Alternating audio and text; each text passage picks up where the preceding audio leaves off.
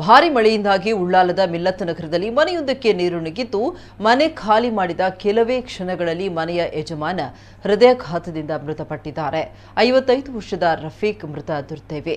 ಬುಧವಾರ ರಾತ್ರಿ ಸುರಿದ ಮಳೆಗೆ ಕೃತಕ ನೆರೆಯಾಗಿದ್ದು ಮನೆಯೊಳಗೆ ಮಳೆ ನೀರು ನುಗ್ಗಿದ್ರಿಂದ ಮನೆಯೊಳಗಿದ್ದ ಸಾಮಗ್ರಿಗಳನ್ನು ಖಾಲಿ ಮಾಡಿ ಸಂಬಂಧಿಕರ ಮನೆಗೆ ಹೊರಟಿದ್ರು.